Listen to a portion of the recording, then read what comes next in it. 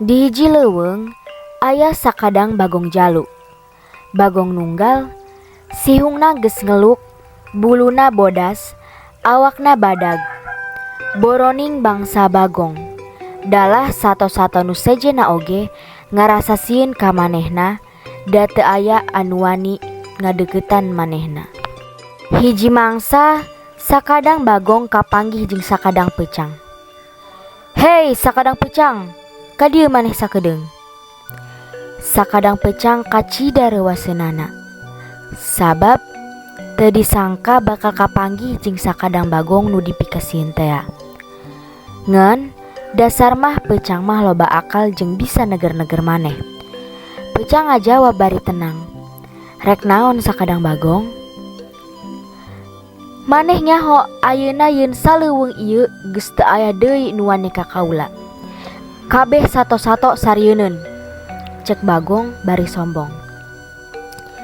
"Bener-bener," tembal peucang bari unggek-unggekan. Ngan naon?" cek sakadang bagong bari mureleng. "Ngan jigana sampean ge moal wani ka manusa mah," cek sakadang peucang. "Hah? Nu kos kumaha sato nu dingaranan manusa teh?" sakadang bagong nanya. "Ari pangawakanana mah teu gede-gede amat. Gede henteu, leutik henteu.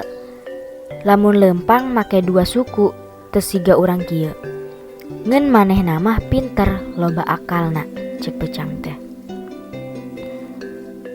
"Cik atuh buru, urang teangan ayeuna. Ku aing rek diamuk," cek bagong ujug-ujug nafsu.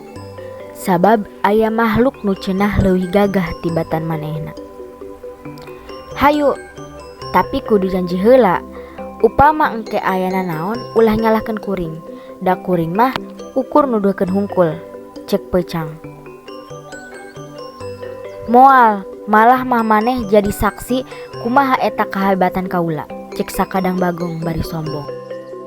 Peucang jeung bagong tuluy neangan nu ngaranna manusa, nyarumput nu buni di sisi jalan nu biasa sok dilawatan ku jelema. Teu lila jol budak sakola make pakean saragam keneh bari mamawa tas nu isina buku. Kawas nama rek indit ka sakola. Bagong nanya ka peucang lalaunan, "Ieu lain nu ngaranna manusa teh?"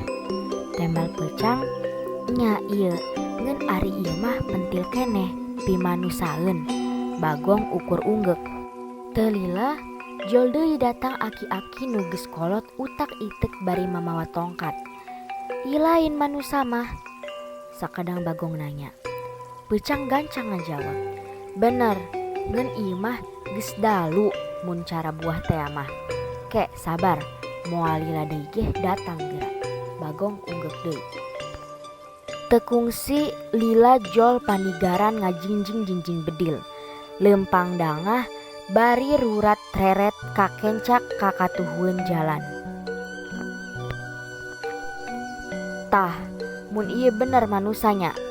Bagong nanya bari kawas nu teu sabar pisan. Peucang gancang ngajawab, "Tah, ieu bener nu ngaranna manusa."